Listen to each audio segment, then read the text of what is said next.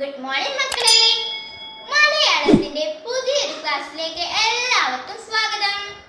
ഇന്ന് നമ്മൾ എന്താ പഠിക്കാൻ പോകുന്നതെന്ന് അറിയാമോ നിങ്ങൾക്ക്? ഇന്ന് നമ്മൾ പഠിക്കാൻ പോകുന്നത് സുഗതകുമാരി ടീച്ചർ എഴുതിയ കണ്ണന്റെ അമ്മ എന്ന മനോഹരമായ കവിതയാണ്. കവിത എല്ലാവർക്കും ഇഷ്ടമല്ലേ? കവിത എല്ലാവർക്കും ഇഷ്ടമാണല്ലേ? ടീച്ചർ ചൊല്ലട്ടെ. എനിക്ക് അത്ര വശമില്ല. എന്റെ കൂട്ടുകാരി ഗംഗ ടീച്ചർ നന്നായി കവിത ചൊല്ലും.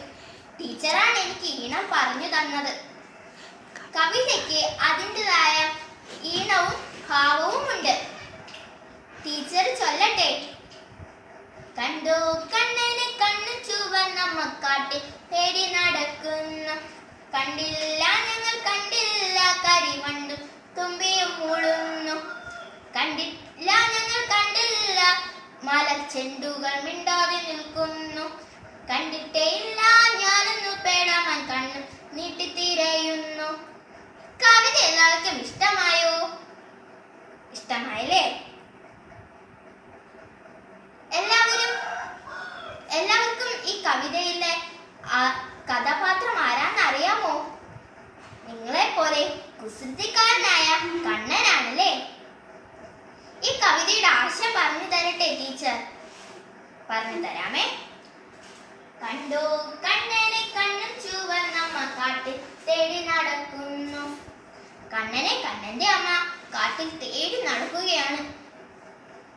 എന്തിനാണെന്നറിയാമോ നിങ്ങൾക്ക്? കണ്ണൻ ഒരു കുറുമ്പ് കാണിച്ചു.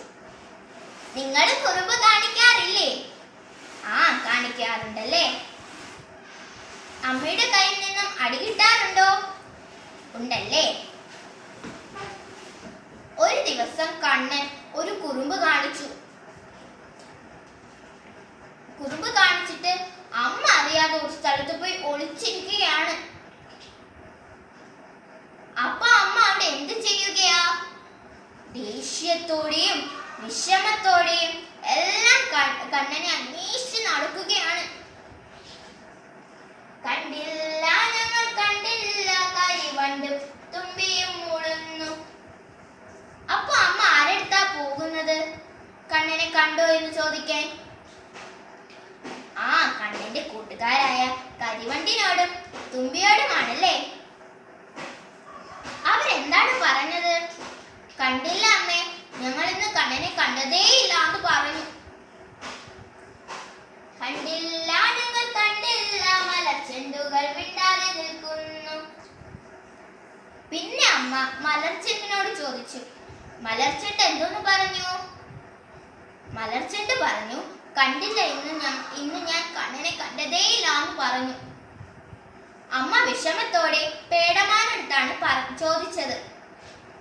പേടമാൻ എന്തു പറഞ്ഞു?